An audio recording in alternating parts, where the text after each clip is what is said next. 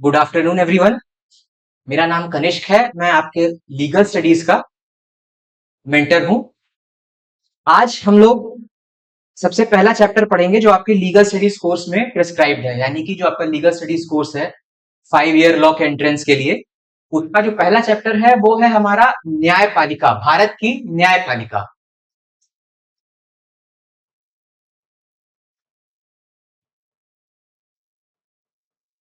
Indian judiciary. ठीक।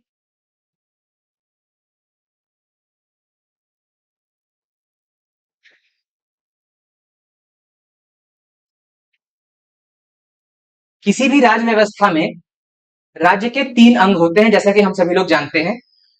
पहला होता है हमारा विधायिका यानी कि लेजिस्लेटिव, लेजिस्लेटिव या लेजिस्लेचर जिसे भी कहा जाता है।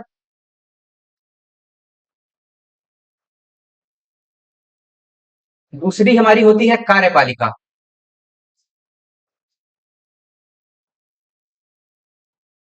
जिसे एग्जीक्यूटिव भी कहते हैं।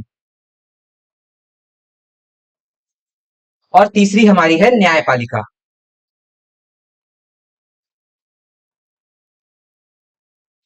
यानी कि जुडिशरी।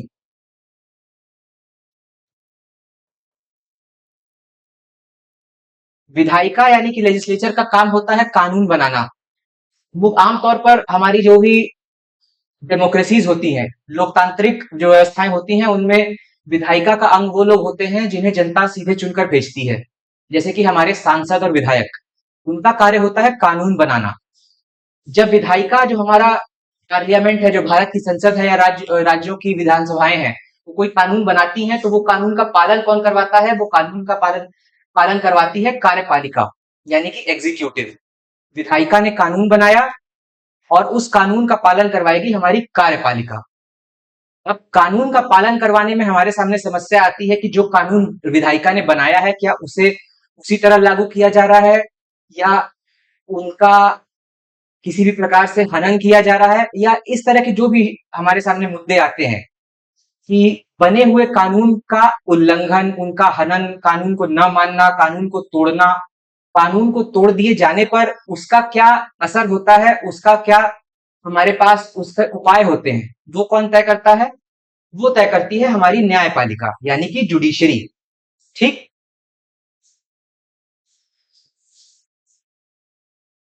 ये हमारे पास एक संक्षिप्त इसका विवरण हो गया।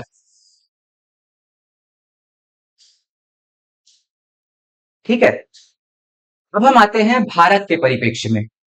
भारत में जो हमारी विधायिका है राष्ट्र के स्तर पर,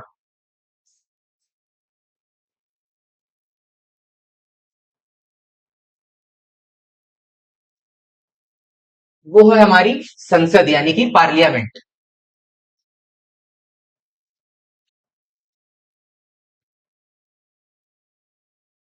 ठीक। और राज्यों के स्तर पर हर राज्य की अपनी विधानसभाएं हो गई।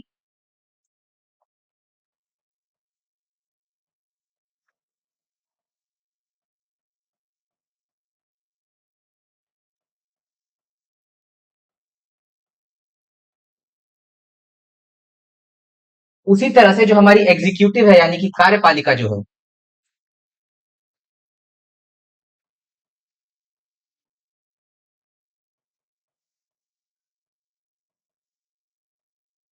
वो कौन हो गई? वो हो गई भारत की सरकार,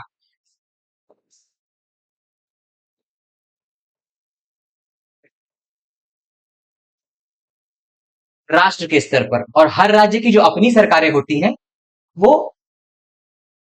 राज्य के स्तर पर काम करती हैं। ठीक।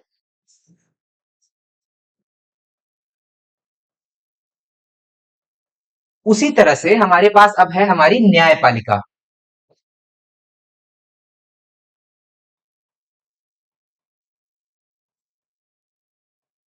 जुडिशरी।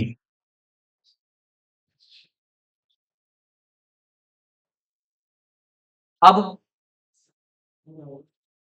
अब चूंकि हमें हमारा चैप्टर ये न्यायपालिका पर आधारित है और भारत की न्यायपालिका पर आधारित है, तो हम इसे डिटेल में देखते हैं और विस्तार से देखते हैं। ठीक है।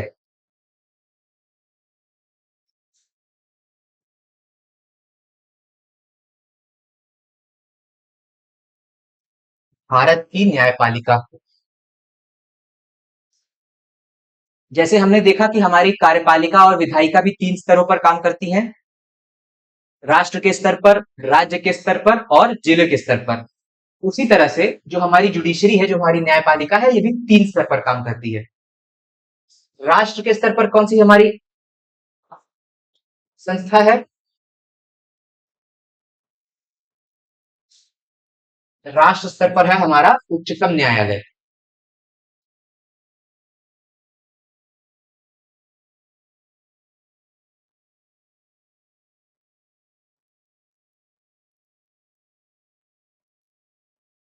या सुप्रीम कोर्ट। ये कहां पर है? ये दिल्ली में है, नई दिल्ली में सुप्रीम कोर्ट। राज्य के स्तर के कौन से न्यायालय होते हैं? राज्य के स्तर का सबसे प्रमुख न्यायालय हमारा हाई कोर्ट होता है।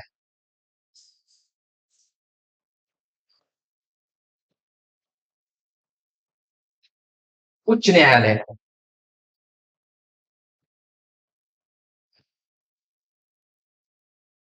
ठीक।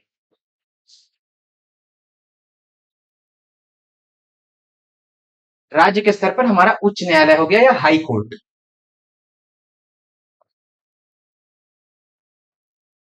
और जिले के स्तर पर हमारे डिस्ट्रिक्ट कोर्ट होते हैं, जिला न्यायालय।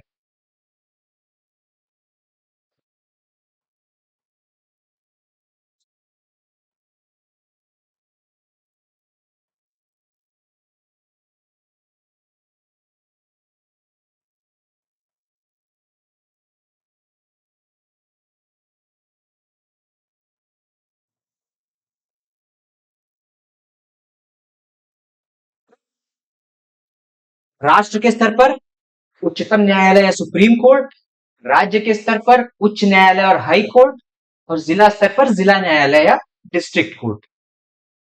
अब हम इनको और विस्तार से देखते हैं।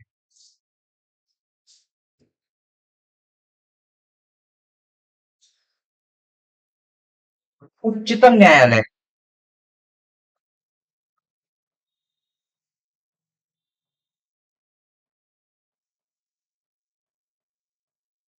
या जो हमारा सुप्रीम कोर्ट है।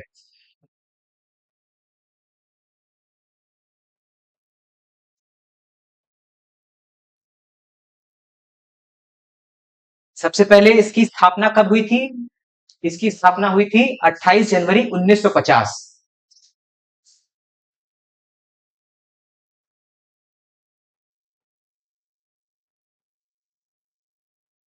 ये स्थित कहां पर है?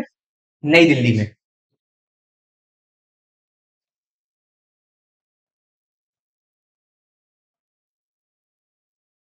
ठीक।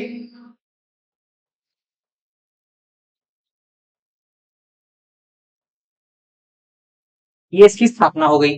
इसकी स्थापना हमारे भारत के संविधान के अंतर्गत हुई है। जो भारत का संविधान का अनुच्छेद 124 है, वो ये प्रावधान करता है कि भारत के लिए एक उच्चतम न्यायालय होगा। कौन सा अनुच्छेद?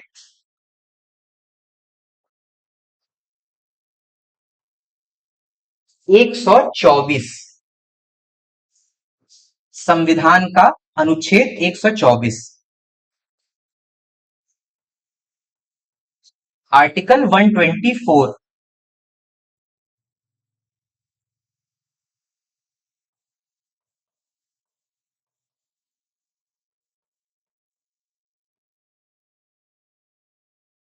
ये सुप्रीम कोर्ट की जो उच्चतम न्यायालय जो हमारा है, इसकी स्थापना का प्रावधान करता है। ये कहता है आर्टिकल 124 जो हमारा है, अनुच्छेद 124, कि भारत के लिए एक उच्चतम न्यायालय स्थापित होगा। ठीक है। आपको ये जो हमारा नंबर है 124, ये ध्यान रखना है, क्योंकि ये सीयूईटी में सीधे सीधे पूछ दिया जाता है कि सुप्रीम कोर्ट या जो भारत का उच्चतम न्यायालय है, इसकी स्थापना संविधान के किस अनुच्छेद के अंतर्गत हुई है? उसका उत्तर है अनुच्छेद 124। संविधान के अनुच्छेद 124 के अंतर्गत उच्चतम न्यायालय की स्थापना की गई है। एक क्वेश्चन और आता है सीयूईटी में, क्या आता है कि किस तारीख को भारत के उच्चतम न्यायालय की स्थापना हुई थी? वो है 28 जनवरी 1950। एक क्वेश्चन ये पूछ भी सकते हैं, नहीं भी पूछ सकते हैं कि कहां पर स्थित है। वो है नई दिल्ली में स्थित है। तो ये आपके सीयूईटी यूजी के 3 क्वेश्चन ऐसे हो गए। ठीक। अब जो हमारा सुप्रीम कोर्ट है, इसका न्याय क्षेत्र क्या है? न्याय क्षेत्र यानी कि जूरिसडिक्शन जिसे इंग्लिश में कहा जाता है।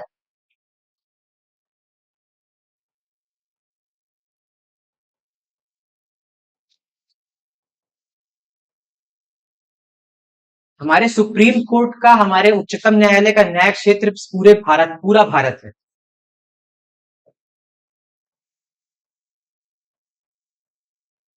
एंटायर टेरिटरी ऑफ इंडिया, या भारत, जो जैसा भी आप कहना चाहें।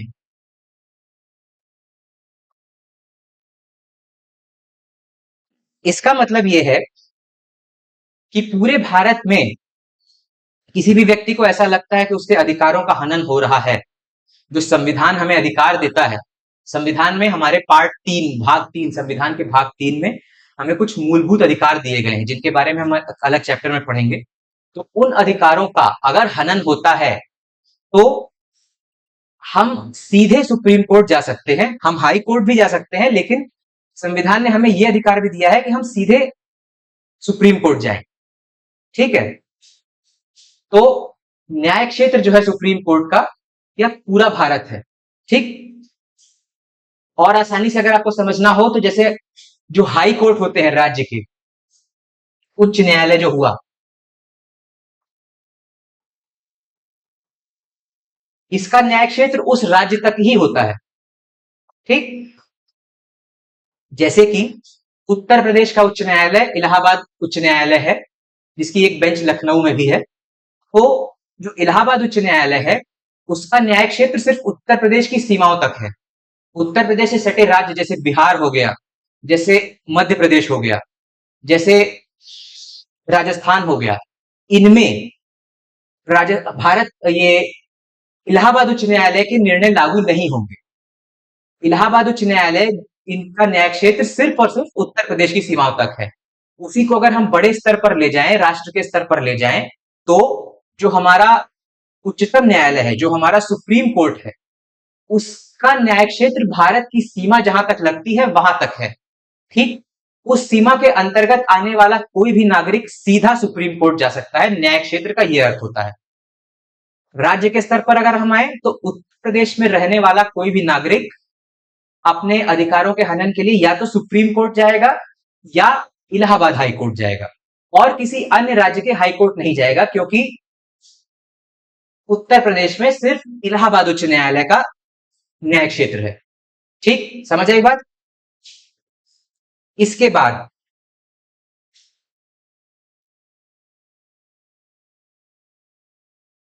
जब हमारे उच्चतम न्यायालय की स्थापना हुई थी, यानी कि 1950 में, तब इसमें कुल 8 जज थे।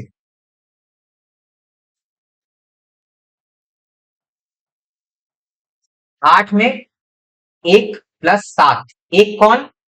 एक थे भारत के मुख्य न्यायाधीश।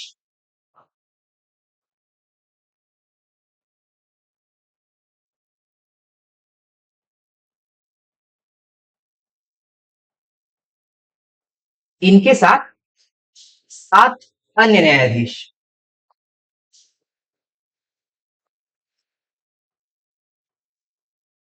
ठीक। तो जनवरी 1950 में जब भारत के सुप्रीम कोर्ट की, भारत के उच्चतम न्यायालय की स्थापना हुई, इसमें कुल 8 न्यायाधीश थे, जिसमें से एक भारत के मुख्य न्यायाधीश थे और 7 अन्य न्यायाधीश थे। अनुच्छेद 124 जो है भारत के संविधान का, वो भारत की संसद को यह शक्ति देता है कि आप समय समय पर न्यायाधीशों की संख्या बढ़ा सकते हैं। ठीक है। अब भाई 1950 में हमारे पास केसेस की संख्या कम थी, जनसंख्या कम थी। जैसे जैसे जनसंख्या बढ़ती गई, वैसे वैसे केसेस की संख्या बढ़ती गई, सुप्रीम कोर्ट में ज्यादा केस दाखिल होने लगे। ठीक। तो वर्कलोड बढ़ने लगा, काम का प्रेशर बढ़ने लगा, इस वजह से समय समय पर जजेस की संख्या, न्यायाधीशों की संख्या बढ़ाई जाने लगी। न्यायाधीशों की संख्या कौन बढ़ाता है? न्यायाधीशों की संख्या बढ़ाना भारत की संसद का काम है।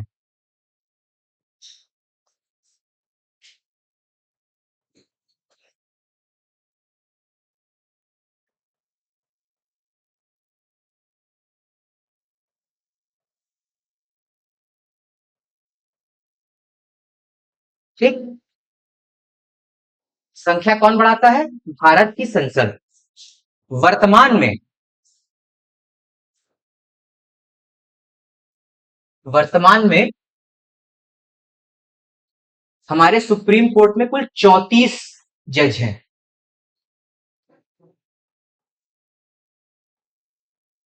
34 न्यायाधीश हैं। 34 यानी कि 1 + 33।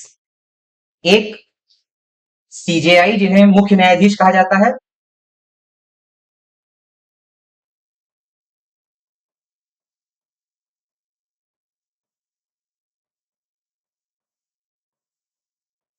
इसके साथ साथ 33 अन्य जज। जजों की संख्या आखिरी बार कब बढ़ाई गई थी? जजों की संख्या आखिरी बार 2019 में बढ़ाई गई थी। अंतिम संशोधन कब हुआ था?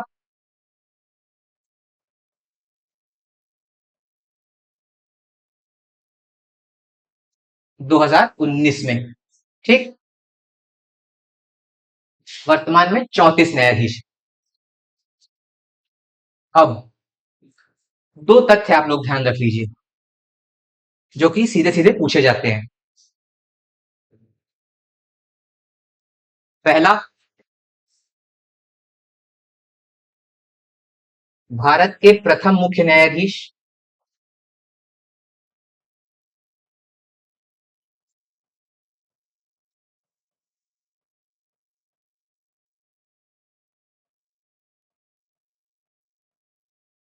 उनका नाम था जस्टिस H. J. कानिया। ठीक। वर्तमान मुख्य न्यायाधीश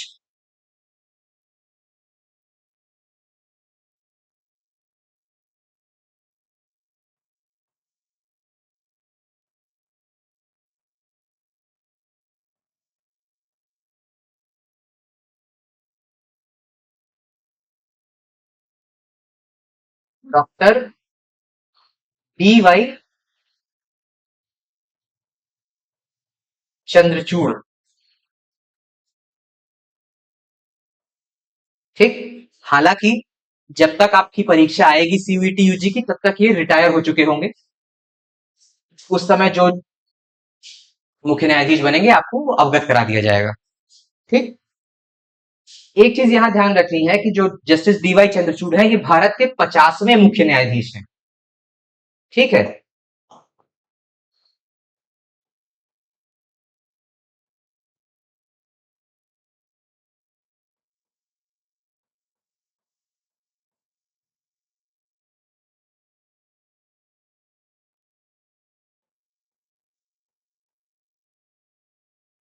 जो हमारे वर्तमान मुख्य न्यायाधीश हैं डॉक्टर D. Y. चंद्रचूड़ ये भारत के 50वें मुख्य न्यायाधीश हैं। तो एक छोटी सी जानकारी और ये है कि इनके पिता Y. V. Chandrachud, justice Y. V. Chandrachud, वो भारत के सबसे लंबे समय तक रहने वाले मुख्य न्यायाधीश थे। ठीक। ये दो तथ्य आपके लिए हो गए। एक तथ्य और आपके लिए है।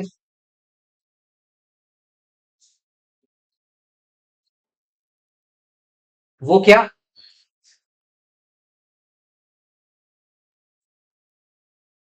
उच्चतम न्यायालय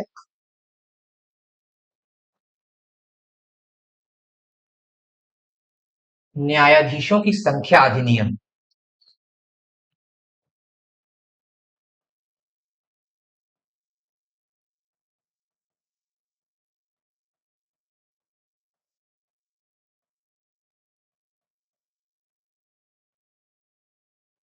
इस अधिनियम के माध्यम से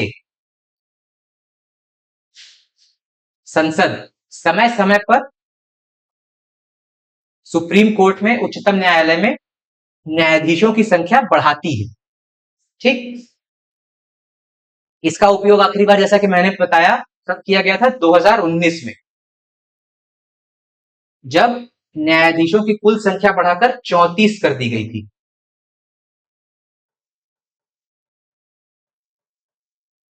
ठीक।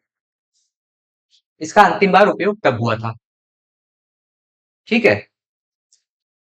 ये हमारे सुप्रीम कोर्ट के बारे में, हमारे उच्चतम न्यायालय के बारे में कुछ आधारभूत जानकारियां हो गई।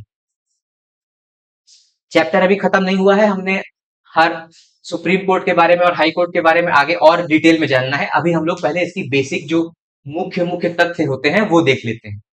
ये हमने देखा सुप्रीम कोर्ट के बारे में। अब हम देखेंगे हाई कोर्ट यानी कि उच्च न्यायालय के बारे में।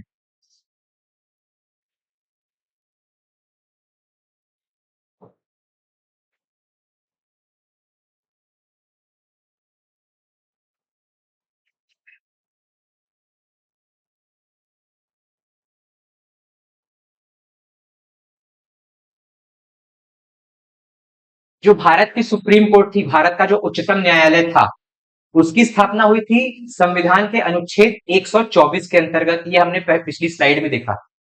अब जो हर राज्य के उच्च न्यायालय होते हैं, उनकी स्थापना संविधान के अनुच्छेद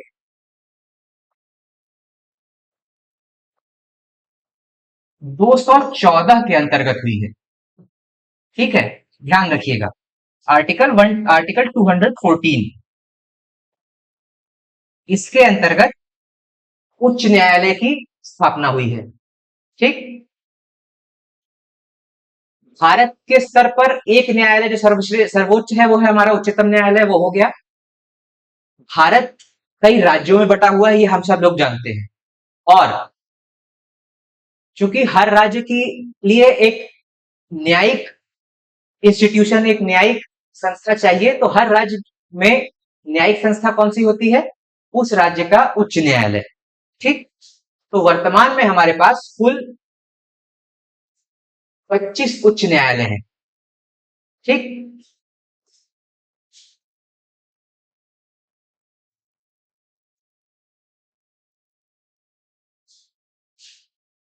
25 इसलिए क्योंकि कई सारे राज्य और हमारी जो केंद्र शासित प्रदेश हैं, इन्हें मिलाकर एक कॉमन हाई कोर्ट भी है। जैसे कि जो हमारा बॉम्बे हाई कोर्ट है,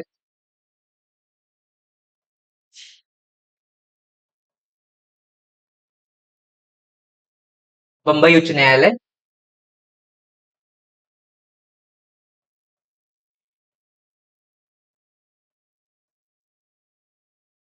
ये महाराष्ट्र के साथ साथ गोवा के ऊपर भी इसका न्याय क्षेत्र है।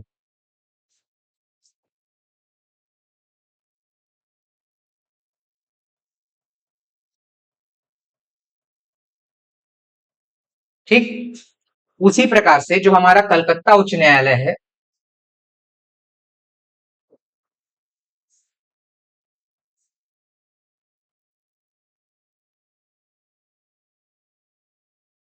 पश्चिम बंगाल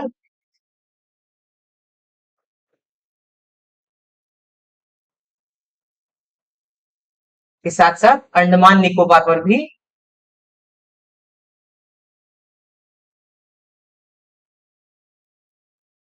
इसका न्याय क्षेत्र है। ठीक है। ये प्रावधान कहां किया गया है? कॉमन हाई कोर्ट का प्रावधान किया गया है अनुच्छेद 231 में। ठीक।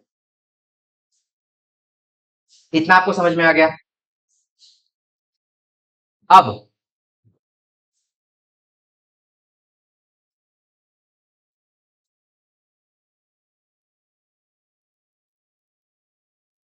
उच्च न्यायालय किसके हो गए? राज्य के हो गए। हर राज्य का अपना उच्च न्यायालय हो गया। ठीक। इनमें जजों की संख्या कौन तय करता है?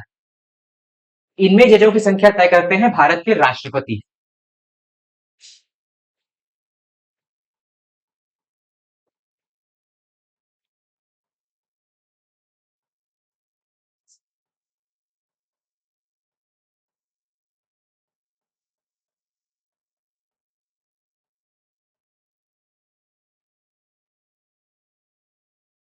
यानी कि जब भारत की सरकार की संसद को, सरकार को जब लगेगा कि किसी राज्य के उच्च न्यायालय में हमें अब न्यायाधीशों की संख्या बढ़ानी है, तो वो राष्ट्रपति को संस्तुति करेगा कि इस राज्य के उच्च न्यायालय में आप संख्या बढ़ा दीजिए। उसके बाद राष्ट्रपति क्या करते हैं? मंजूरी देते हैं और उस राज्य के उच्च न्यायालय में संख्या बढ़ जाती है जजेस की। ठीक है।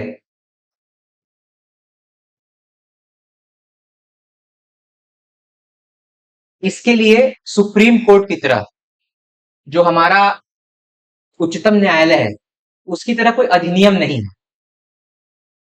आवश्यकता अनुसार इसमें राष्ट्रपति के माध्यम से संख्या न्यायाधीशों की उच्च न्यायालयों में बढ़ाई जाती है। ठीक, ये हो गया हमारा उच्च न्यायालय।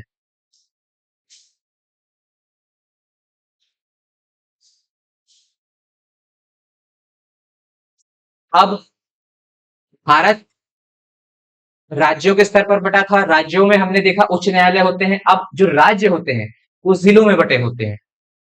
माफ कीजिएगा। तो जैसे राज्य के स्तर पर उच्च न्यायालय है वैसे ही जिलों के स्तर पर जिला न्यायालय होते हैं, डिस्ट्रिक्ट जजेस, जिला न्यायाधीश।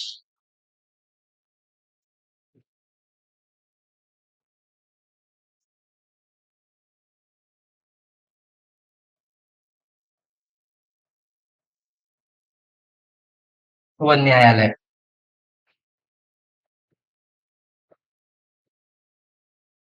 ठीक, जिला के स्तर पर एक डिस्ट्रिक्ट जज होगा, एक जिला न्यायाधीश होगा,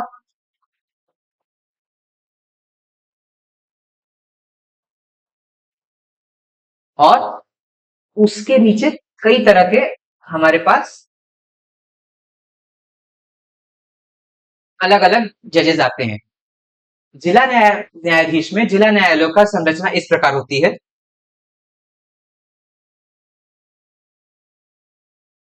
आपने फिल्मों में देखा होगा लिखा रहता है जिला व सत्र न्यायालय।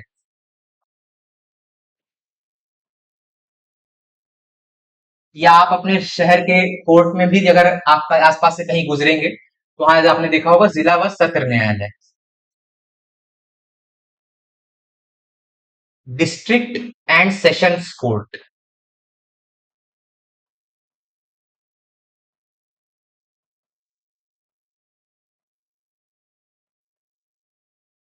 ये क्या होता है?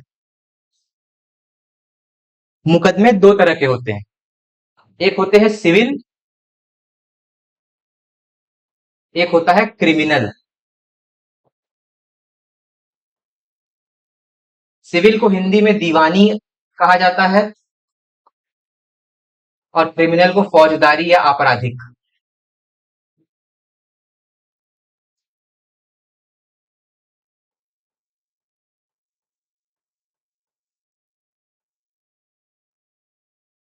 ठीक, सिविल मुकदमे वो होते हैं जहां पर किसी तरह की सजा का प्रावधान नहीं होता। ठीक है, इनमें वो आ जाएगा जैसे आपने किसी से कोई अनुबंध किया था, किसी से कोई कॉन्ट्रैक्ट किया था, ठीक है, उसका अगर आपने हनन कर दिया, उसको आपने संविदा की थी, आपने संविदा भंग कर दी, तो वो मुकदमा कहाँ जाएगा? वो जाएगा इसमें सिविल में, दीवानी का मुकदमा उसे कहा जाता है।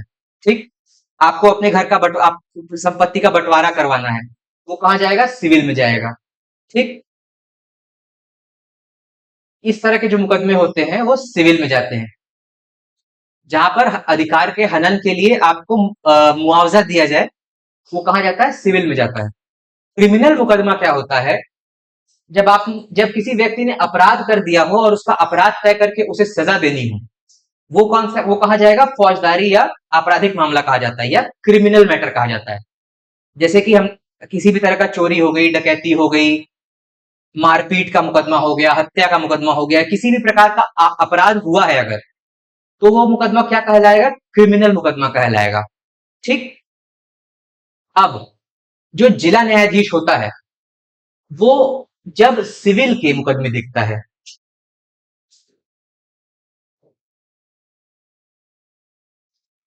वो व्यक्ति जब सिविल के मुकदमे देखता है, दीवानी या सिविल मुकदमे देखता है,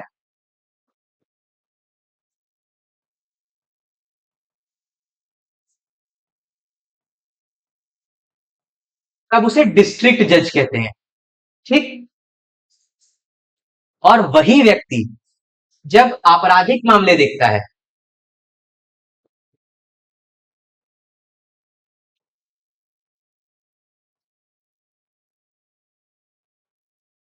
क्रिमिनल मैटर देखता है, तो उसे सेशंस जज कहा जाता है। सत्र न्यायाधीश कहा जाता है।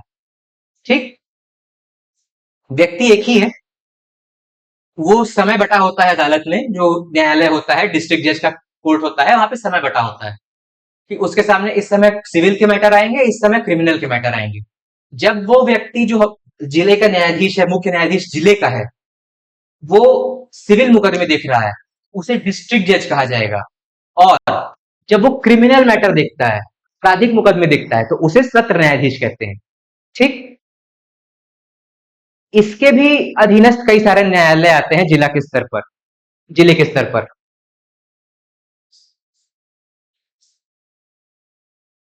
जो सिविल मैटर में होते हैं,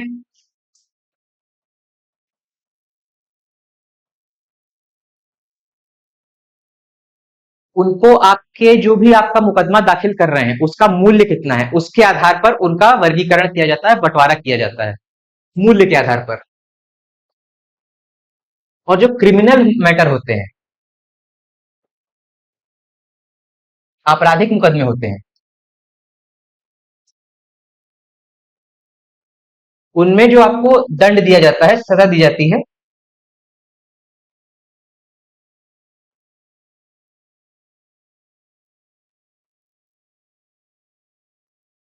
उसके आधार पर उनका वर्गीकरण किया जाता है। ठीक। अब ये क्या वर्गीकरण होता है?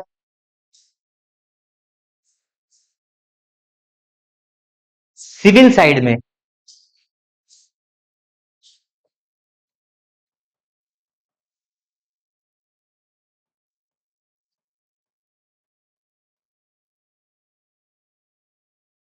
जिला के स्तर पर सबसे ऊपर आ गया हमारा डिस्ट्रिक्ट जज।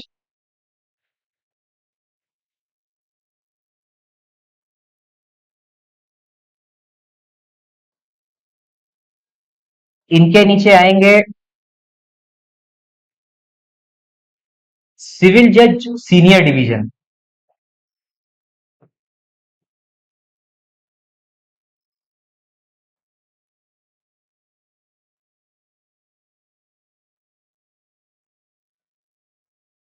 और सबसे नीचे आते हैं सिविल जज जूनियर डिवीजन।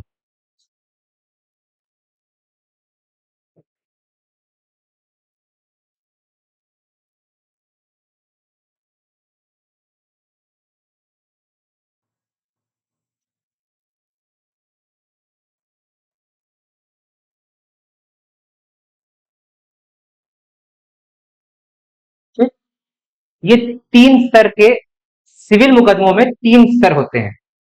जिला न्यायाधीश, उनसे नीचे आते हैं सिविल जज सीनियर डिवीजन, और सबसे नीचे आते हैं सिविल जज जूनियर डिवीजन। ठीक। सरकारें, जो भी राज्य की सरकार होती है, वो अपनी सुविधा के अनुसार इनका और भी अलग अलग तरीके से वर्गीकरण कर सकती है, लेकिन जो मुख्य ढांचा है, आधारभूत ढांचा है वर्गीकरण का, वो ये तीन है। जो सिविल जज जूनियर डिवीजन होता है, इसके पास एक निश्चित मूल्य के मुकदमे आते हैं। मान लीजिए आपका मुकदमा, जो मुकदमे की वैल्यू है, यानी कि जो भी संपत्ति आप जिसके ऊपर केस करना चाहते हैं, उसकी वैल्यू कुछ 1 लाख के अगर आसपास है, ये एक उदाहरण के रूप में संख्या दी जा रही है, 1 लाख का है, तो वो सिविल जज जूनियर डिवीजन के पास जाएगा।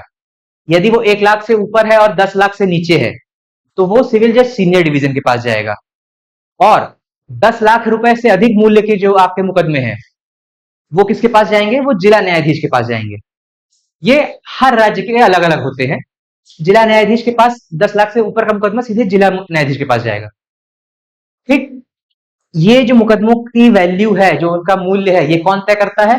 कि राज्य सरकारें कानून के हिसाब से तय करती हैं। हर राज्य की अलग अलग लिमिट होती है, सीमा होती है। ठीक। इसे मूल्य आधारित न्याय क्षेत्र कहते हैं, पेक्यूनियरी ज्यूरिसडिक्शन जिसे कहा जाता है।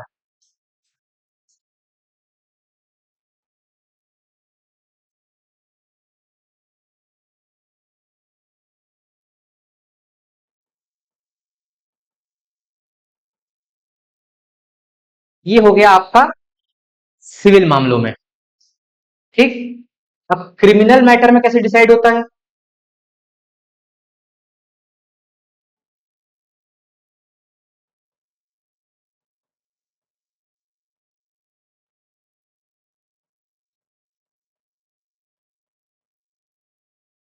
इनमें मुख्य वर्गीकरण इस प्रकार है। सबसे ऊपर आया सत्र न्यायाधीश,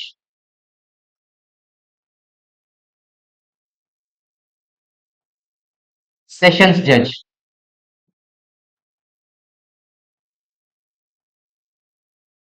इनके नीचे आते हैं